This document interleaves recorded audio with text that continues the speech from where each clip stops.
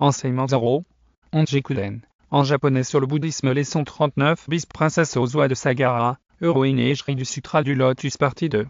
Son Altesse Royale Ozawa, un exemple d'abnégation. Le chapitre 12 nous révèle aussi qu'en dépit du doute émis par la grande assemblée quant à son illumination, elle multipliait faits et gestes prouvant qu'elle s'est libérée des souffrances de la naissance et de la mort. De guerre lasse, la grande assemblée se résolut à l'accepter comme Bouddha, cela dans une grande liesse populaire. L'étude du parcours lotusique de la princesse Ozawa de Sagara, le royaume du roi Sagara peut être appelé Sagara, en ajoutera davantage à sa majesté. Le parcours lotusique vers la bodhéité de son Altesse Royale Ozawa de Sagara depuis l'enseignement par elle reçu de Manjusri, jusqu'à son message pour le présent, et pour la postérité et en passant, par son émergence du royaume de son père, Sagara et de son rapport au Bouddha. Le chemin parcouru par la princesse Ozawa est digne de l'égérie du Sutra du Lotus qu'elle est. Les enseignements de Manjusri, avant que de se pencher sur le dharma lotusique professé par Manjusri ou Manju, il convient de préciser qui est Manjusri. Qui est Manjusri? Manjusri ou Manju est l'un des deux dirigeants des bodhisattvas de l'enseignement théorique. Il représente les vertus de la sagesse et de l'illumination. Avec le bodhisattva sagesse universelle, il est décrit dans les sutras comme l'un des deux bodhisattvas qui servent le Bouddha. Il est, au demeurant, l'un des principaux interlocuteurs du Bouddha dans le Sutra du Lotus. Le chapitre 12, en question, fait état de ce qu'il a converti et sauvé d'innombrables bodhisattvas et bodhisattvas, qui ont émergé de l'océan, et sont venus grossir les rangs de l'assemblée du pic de l'aigle. Le dharma en question est la question du bodhisattva sagesse accumulée posée comme suit. Quand vous êtes allé au palais du roi dragon, combien de personnes avez-vous converti? Manjusri répondit en faisant une révélation que son interlocuteur réfuta immédiatement. Par la suite Shariputra abonda dans le même sens, que le bodhisattva sagesse accumulée. La révélation de Manjusri dit. Quand j'étais dans l'océan, j'exposais constamment l'estrade du lotus de la loi merveilleuse seulement. Le bodhisattva sagesse accumulée interrogeait Manjusri, en ces termes. Ce sutra est très profond, subtil et merveilleux, un trésor parmi les sutras, une rareté dans le monde. Y a-t-il peut-être des êtres vivants qui, en pratiquant sérieusement et avec diligence ce sutra, ont pu atteindre rapidement la bodhéité? Quand j'étais dans l'océan, j'ai constamment exposé seul le sutra du lotus de la loi merveilleuse. Il y a une fille du roi dragon, Sagara, la princesse Ozawa, qui vient d'avoir 8 ans. Sa sagesse a des racines profondes, et elle est douée pour comprendre les activités et les actes des organes sensoriels des êtres vivants. Elle a maîtrisé les dharani, a été capable d'accepter et embrasser toute la resserre des secrets profondément dans la méditation, a parfaitement saisi les doctrines, et en un laps de temps, a connu le désir de l'illumination, et a atteint le niveau de non-régression. Son éloquence ne connaît aucun obstacle, et elle pense aux êtres avec compassion, comme s'ils étaient ses proches. Elle est pleinement dotée de bénédictions. Quand il s'agit de concevoir à l'esprit d'exposer par la bouche, elle est subtile, merveilleuse, complétée d'une grande gentillesse compatissante, bienveillante et a atteint l'illumination. On le voit, Manjusri et on ne peut plus, émerveillé par les très grandes qualités bodhisattviques de la princesse Ozawa, récompensée par l'atteinte de l'illumination. Cependant jouant les rabat-joie, le bodhisattva sagesse accumulée argumenta.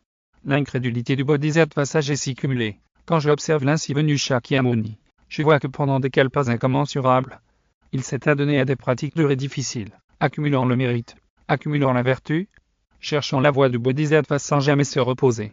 J'observe que dans tout le système mondial majeur, il n'y a pas un seul endroit minuscule, comme une graine de moutarde, où ce bodhisattva n'a pas sacrifié son corps et sa vie pour le bien des êtres vivants. Ce n'est qu'après avoir fait cela, qu'il a pu compléter le chemin de l'illumination. Je ne peux pas croire que cette fille, en l'espace d'un instant, puisse réellement atteindre l'illumination correcte. Avant qu'il n'ait fini de parler, la fille du roi dragon, la princesse Ozawa, apparut soudainement devant le Bouddha, inclinant la tête en signe de déférence. L'argument selon lequel la bodhéité n'est obtenue qu'à la fin des pratiques bodhisattviques s'étalant sur plusieurs existences, en prenant l'exemple du Bouddha Shakyamuni, est tout à fait en accord avec le dharma antélotusique. Par conséquent, le bodhisattva sagesse accumulée est dans son droit, lorsqu'il refuse de croire à l'illumination de la princesse Ozawa. Une autre non-acceptation de son atteinte de la bodhéité.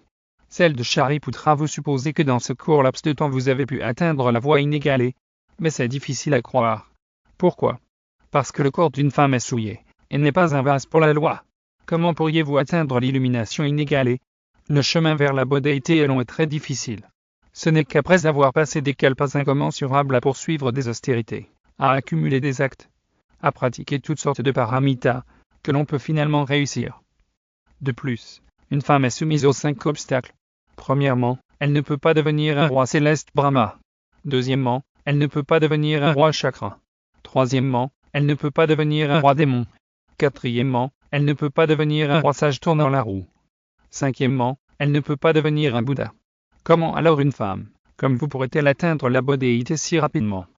Face à cette flopée de remise en cause de l'atteinte de la bodhéité d'Oswa, le Bouddha est obligé de certifier la dite atteinte du mont Sumeru. La relation de la princesse Oswa avec le Bouddha. L'ainsi venue certifie son illumination à cette époque.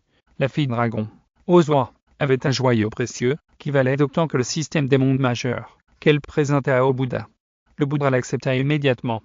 La fille du roi dragon, Oswa, s'adressa au bodhisattva sagesse accumulée et au vénérable Shariputra, en ces termes. J'ai présenté le précieux bijou, et celui qui est honoré par le monde l'a accepté, n'est-ce pas rapidement fait? Ils répondirent. Très rapidement. La jeune fille dit. Utilisez vos pouvoirs surnaturels, et regardez-moi atteindre la bodhéité. Ce sera encore plus rapide. Rapidement.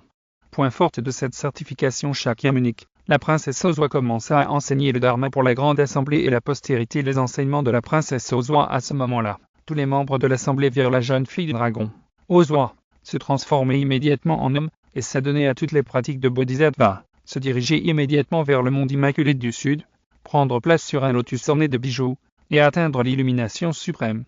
Avec les 32 traits, et les 80 caractéristiques, elle exposa la merveilleuse loi pour tous les êtres vivants partout dans les 10 directions. À cette époque, dans le monde Sa, les bodhisattvas et les auditeurs, les dieux, les dragons et autres, les 8 sortes de gardiens, les êtres humains et non humains, tous de loin virent la jeune fille dragon, Oswa, devenir un Bouddha, et prêcher la loi à tous les êtres humains et célestes. Dans l'assemblée à ce moment-là, leur cœur était rempli d'une grande joie et tous, à distance, marquèrent de la déférence vis-à-vis d'elle. Il ne faut pas se méprendre surchanger en homme. Cette formule signifie qu'une femme peut à l'égal de l'homme enseigner la loi, propager le sutra du lotus. Que retenir du parcours lotusique de Oswa? 2 enseignements. La bodhéité est accessible à toutes les femmes sans exception. En cela, cet enseignement est la concrète confirmation du principe d'Ichinen Sanzen. La bodhéité est accessible en sa vie et immédiatement. Cet enseignement qui affleure, ici, sera précisé par le Bouddha dans le chapitre 16 du Juryot, durée de la vie de l'ainsi venu. Après avoir ingéré cette capsule didactique, il vous sera loisible d'approfondir vos connaissances sur cette thématique en vous référant à mes sutras, écrits d'un Bouddha, en sanskrit, où elle est longuement développée. Ces sutras sont disponibles, en français, version originale, en anglais et en allemand en livre broché, et en ebook Kindle sur tous les sites de vente Amazon. S'agissant des liens Amazon KDP de mes sutras, priez à vous référer à mes profils TikTok, ou Facebook ou encore à la leçon 11 de mes enseignements. Toutes mes vidéos sont compilées sur mes 3 chaînes YouTube. Kosen Rufu TV, English Kosen Rufu TV et Kosen Rufu Vele. Pour les liens de ces chaînes, voir ma bio, ou allez sur Google et tapez l'intitulé de la chaîne de votre choix dans la barre de recherche.